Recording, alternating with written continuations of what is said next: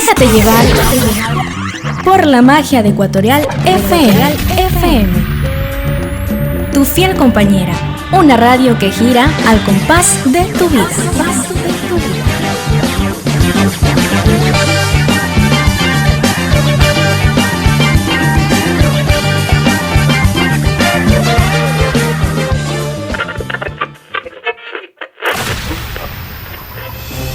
Hola, soy Cristian Salinas. Te invito este y todos los lunes a las 9 de la mañana al programa Argumentos.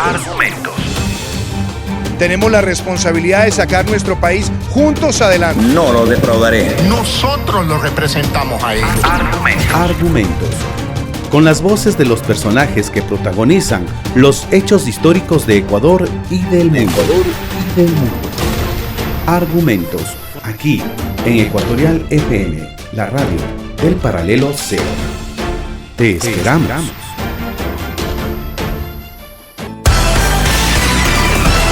El siguiente programa es responsabilidad de sus productores. Ecuatorial FM no se responsabiliza por las opiniones vertidas por sus conductores o invitados.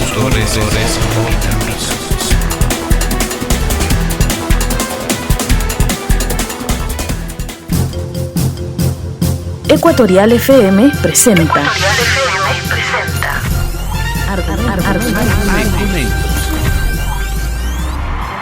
Este Ecuador que no lo queremos enredado en lo intrascendente, sino en lo valeroso, luchador, infatigable, forjando un destino de grandeza. Argumentos. Para cambiar este país se necesita el poder, pero como instrumento de servicio, no como instrumento para servirte a los demás. Actores políticos, económicos y sociales de Ecuador y del mundo muestran sus opiniones en Argumentos.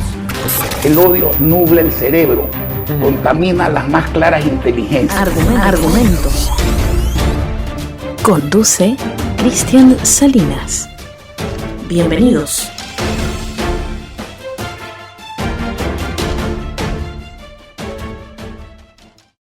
Recibimos a la doctora Carolina Ávila Nieto. Ella es catedrática universitaria, analista política, con quien vamos justamente a dialogar sobre cómo se muestra el gobierno de Guillermo Lasso tras las manifestaciones de junio por el sector indígena. Doctora Carolina, muy buenos días. Muy buenos días, Cristian. Un abrazo enorme a toda la audiencia. Un saludo a su vez cariñoso para quienes estuvieron antes en la conversación. Sobre la pregunta que usted plantea como tema de conversación, me parece que es pertinente hacer ese cálculo, hacer esa suerte de evaluación.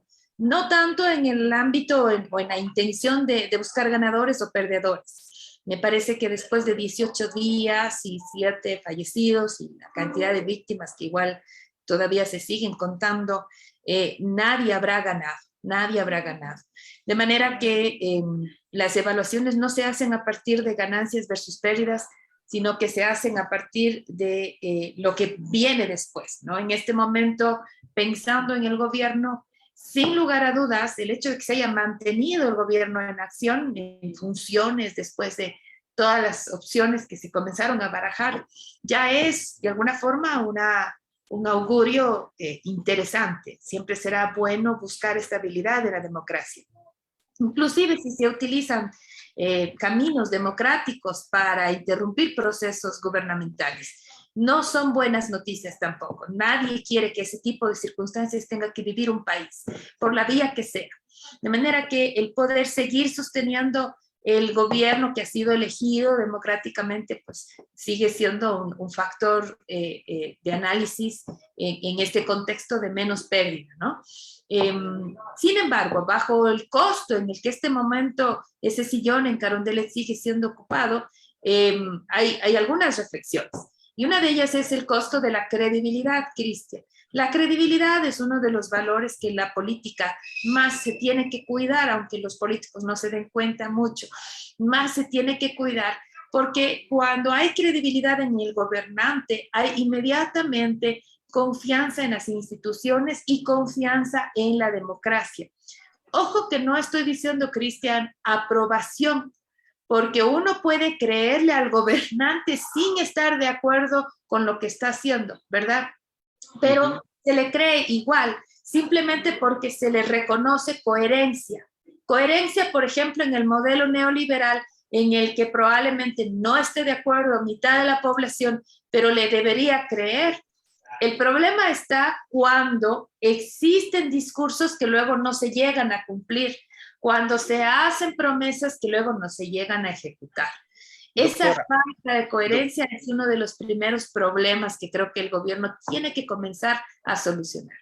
Justamente, doctor, hablando de esta cuestión de la credibilidad y también de la cuestión de la coherencia, ¿cómo va a enfrentar, cómo piensa enfrentar el gobierno nacional y obviamente el sector indígena los diálogos de este miércoles cuando el presidente Lasso habla de narcotraficantes, financiamiento de narcotraficantes, del apoyo del correísmo al sector indígena, deslegitimando justamente las manifestaciones de junio?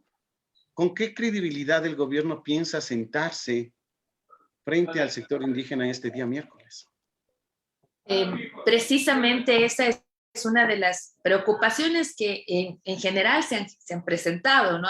Yo no estoy hablando solo por mí desde la academia, ¿no? La opinión pública en sí mismo ha generado esa misma preocupación, incluso voces a favor y en contra del gobierno. Entonces, yo he visto inclusive en los que le apoyan, que ponen en las redes sociales, ¿cómo te sigo apoyando?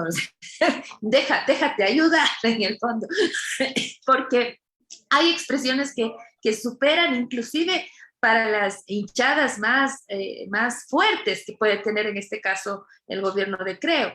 Entonces, básicamente va de la mano de la intención de dialogar, ¿no? Recordemos que ya los discursos anteriormente nos generaban este tipo de temores, ¿no? Hace un año atrás ya identificó el presidente Lasso en Leonidas Issa y en ciertos líderes de la CONAIE parte de esta intención desestabilizadora que él iba ya identificando. Recuerda que también ahí estaba Jaime Nebot y Rafael Correa, ¿no? En esa lectura. En momentos, nosotros todavía podemos recordar, porque son recientes, expresiones como que se pudran ahí los huesos en la cárcel, refiriéndose a Leonidas Issa. Siempre descalificó el liderazgo de Issa y al parecer no hay una lectura. Yo no voy a acusar a los asesores porque ya varias personas insisten en que el que está sentado en Carondelet, en ese sillón, es el que toma al final las decisiones, que podrá escuchar y tal, pero también se hace cargo y es responsable directo de lo que está pasando allí. Entonces, yo me imagino que puede tener todas las voces y todas las asesorías. Nosotros, yo creo que nos hemos dado cuenta de esas vertientes distintas que se mueven en el círculo cercano al presidente Guillermo Lasso y cómo el presidente Lasso escucha a unas vertientes y luego va y escucha a otras vertientes. Entonces, hablando del diálogo, él mismo se ha ido cercando sobre con quién dialogar. Y hemos visto durante los 18 días de movilización que dialogaba con emprendedores, que dialogaba con transportistas, inclusive con sectores de comunidades indígenas no necesariamente representadas en la CONAIE. Pero no puedes no dialogar con un actor político tan importante como la CONAIE. Y ese fue un error que se sigue viviendo en la época de la Revolución Ciudadana, en la época de Lenín Moreno y ahora nuevamente en la época de Guillermo Lasso. Entonces, me parece que pueden tener todas las críticas del mundo, en este caso la CONAIE, no existe organización perfecta y cada organización tiene sus propios muertos y heridos, eso se sabe, calaveras de los closets, como saben decir. Sin embargo, no se puede desacreditar la necesidad de interactuar, de esa interlocución con este otro sector que está claramente legitimado ante la opinión pública, como es en el caso de la CONAIE. Entonces, es muy difícil hablar del encuentro sin propiciar esos encuentros precisamente. Y creo que lo que viene a continuación no son logros de paz, contradiciendo un poco el discurso gubernamental de haber alcanzado el valor de la paz, sino lo que se alcanzó fue una tregua que se expone frágil con cada día que pasa. que se podría romper con cada día que pasa, porque en política hay que ser y parecer, ¿no? Entonces no solamente se habla y se firman acuerdos, sino que se tienen que seguir promoviendo esos acuerdos. Y los últimos discursos que tienen claramente enfoques de corte político, ¿no es cierto?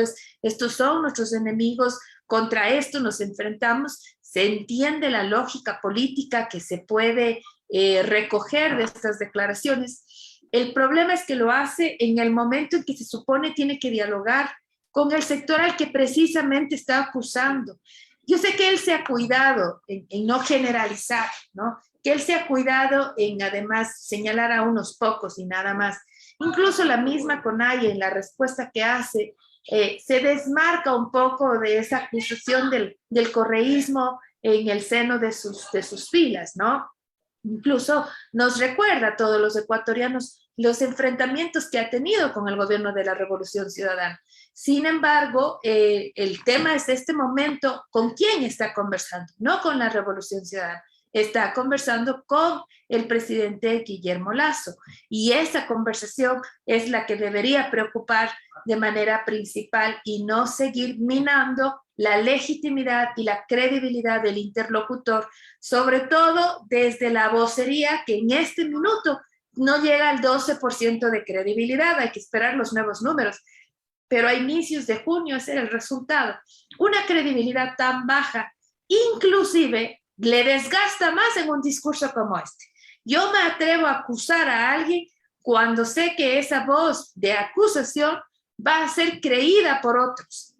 Y si es que la credibilidad está tan baja, no me meto a hablar, ¿no es cierto?, algo que ya va a ser frágil.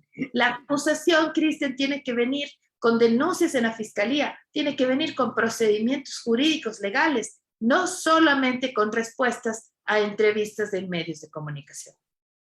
¿Y ahí qué papel juega la fiscalía, doctora? Porque, a ver, el presidente de la República, Guillermo Lasso, denunció hace varios meses a varios legisladores que le chantajeaban pidiéndole cuestiones económicas o espacios de poder en el aparato estatal y puso la denuncia en la fiscalía. No ha pasado nada. Igual hizo la denuncia de chantajes económicos por parte de Hervas, líder de la izquierda democrática, por la evasión de impuestos aparentemente, y aparentemente tampoco la fiscalía ha hecho nada. Es decir, hay un juego de discursos entre la presidencia de la República y en cambio y el accionar de la fiscalía, ¿o qué es lo que pasa? Porque evidentemente debe haber independencia supuestamente, pero por ninguno de los dos lados se ve acciones, solo palabras. A propósito de la independencia, ¿no? Los medios de comunicación son un actor importante en cuidar de esa independencia. ¿Dónde están las entrevistas a la fiscal o a representantes de la fiscalía para que den cuenta de estas acusaciones? ¿Dónde están los seguimientos periodísticos a los procesos que se han denunciado? Yo no he visto, yo no he escuchado, y probablemente será difícil porque la fiscal, quién sabe, no quiera dar declaraciones y está en su derecho, pero hay que insistir en ese seguimiento. Cuando los medios de comunicación hacen la suficiente presión, a propósito que la luz del sol es lo que limpia toda corrupción, pero cuando ha habido la suficiente presión no hay nada que les impida buscar esa verdad. Lamentablemente hay un espacio cómodo porque es más fácil acceder a fuentes gubernamentales que están prestas a hablar en acusación, a fuentes políticas que están prestos a defenderse de las acusaciones o a instalar su propia narrativa. Pero a los que están llamados a hacer ese trabajo, independientemente de las voces y poderes políticos, no se les ve hablando en los medios, no se les ve interrogados por los mismos medios de comunicación. Entonces, si hablamos de la independencia de poderes, los medios sean los primeros llamados a cuidar esa independencia, pero haciendo su trabajo de observación, de vigilancia a todos los poderes, el judicial incluido, ¿verdad? Yo creo que esperamos, no sé, si es que hay este tipo de denuncias todavía pululando en los medios de comunicación, alguien debería comenzar a poner el micrófono y a poner el cañón de luz en la fiscalía y comenzar a observar con resultados cuántas acusaciones se han entregado. Desde luego, pero justamente usted dice por parte de los medios de comunicación, sí, yo he solicitado entrevistas con la fiscalía, pero simple o sencillamente o dan largas o no contestan. O sea, hay una negativa en brindar información. Y bueno, hay sectores de los medios de comunicación que sí cuentan con esa información, pero evidentemente lo seleccionan para poder sacar esa información. No se muestra la información completa de las aparentes investigaciones que existen, ¿no? No quiero hablar de complicidad, pero sin embargo hay un cierto lineamiento por parte de algunos medios de comunicación digamos que en silenciar o tapar lo que ocurre alrededor de las diferentes denuncias, incluso hechas por el mismo presidente de la República. Pero bueno, ahora, con respecto a la gestión política de este gobierno, se ve bastantes contratiempos o contradichos entre los funcionarios de este gobierno. No hay un equipo que cohesione y arme una misma narrativa dentro del gobierno para, por un lado, buscar justamente el encuentro y por otro lado, evitar las incoherencias. El ministro de gobierno dice una cosa y el presidente le contradice o viceversa. ¿Qué pasa con la gestión política y con la gestión comunicacional del propio gobierno? Bueno, esa ha sido una dificultad durante los 14 meses que lleva en funciones, ¿no? La actual administración ha tenido siempre esa dificultad de guardar coherencia en las lecturas políticas que hace, ¿no? Alexandra Vela en su momento exigía el rompimiento completo de relaciones con asamblea, la muerte cruzada y tal, pero hay otras voces que rodean al presidente que dan cuenta de una lectura distinta, una búsqueda de acuerdos, una necesaria conversación, un diálogo. Lo mismo vivimos ahora en estos 18 días de manifestaciones, ¿no? Habían voces, sobre todo el sector productivo, empresarial, del sector más conservador de Guayaquil, pareciera que había mucha preocupación por el tema, Guayaquil y Quito, perdón, por el tema productividad y estancamiento, y sin duda preocupaciones legítimas, pero que la salida no iba por el diálogo, sino por la mayor presión. Nunca la mayor presión va a ser una solución. Yo creo que ya es hora que los políticos tomen nota de estas lecciones que nos dejan varias movilizaciones indígenas. Entonces, pero por el otro lado había un sector en el que igual asesoraba, ¿no es cierto?, indicando cuál va a ser o sería, diremos, una línea mucho más de consenso, mucho menos hostil, diremos, ¿no? Y al final es la que prevalece, que hemos visto muy activo al ministro Jiménez en ese sentido. Creo que hay necesidad de que conversen más, que lleguen a más acuerdos, que se organicen mejor, y en eso lo reconocen todos adentro, ¿no? Incluso es parte de la autocrítica que hemos escuchado a ciertas voces de Carondelet hacerse, ¿no? Es un trabajo enorme, extraño, porque se supone que estaban buscando este puesto no una, sino varias veces, pero me imagino que también hay gente muy inteligente que debería estar tomando nota, tomando lecciones de esta situación y corrigiendo, ¿no? Esperemos que no se compliquen tanto, sobre todo porque el país necesita acuerdos políticos urgentes y decisiones económicas urgentes, pero sin esos acuerdos políticos las decisiones caerán en letra muerta. El presidente Lasso también mencionó la semana pasada que ellos reconocen que no tienen experiencia, que no tienen un operador político, que no tienen el hombre o la mujer del maletín. Un operador político se le puede considerar como el hombre de maletín, es decir, la cesión de dinero o de una cuota de poder para entrar en una negociación. Siempre es así, porque él da a entender eso, ¿no? Nosotros no hemos dado un hospital, entonces, ¿está reconociendo que antes sí se daba eso? Pero claro que se daba. Medio en broma decíamos acá en Cuenca, anteriormente se negociaban containers, ahora se negociaban universidades, decíamos hace unos años atrás, y así, o sea, ese tipo de negociaciones se han visto de toda la vida, si no es nuevo. El tema es que, como hemos visto tanto, ¿no?, creemos que todo acuerdo político debe haber tenido algo por debajo de la mesa, ¿no? Nos es difícil pensar que puedan haber acuerdos a partir de programas mínimos. a partir de la política. Y eso es, al ecuatoriano de a pie nadie le convence, o sea, es imposible. Y me parece que los políticos también ya se han resignado, ¿no? Como para llegar a decir, es que éxito no vamos a hacer. Entonces, y lamentamos que no vean otra forma de dialogar, que no sea bajo las presiones de qué me das y qué te doy. Es triste, es una fotografía, de eso no hay duda, pero es una fotografía lamentable, Cristian, ¿no? Porque no debería ser esa la forma de hacer política. Y si es que los mismos políticos no reconocen formas más nobles de llegar a acuerdos, bueno, pues ahí están las consecuencias, ¿no? O sea, es lo que básicamente se está viviendo en este momento. Es lamentable. La lucha ideológica, y con esto ya vamos terminando, doctora Carolina, y muchas gracias por su presencia aquí. La lucha ideológica, el posesionamiento del pensamiento político de los diferentes sectores sociales y políticos de nuestro país no ha sido, mejor dicho, ha sido tan importante en estos últimos años que se han olvidado de gobernar el país.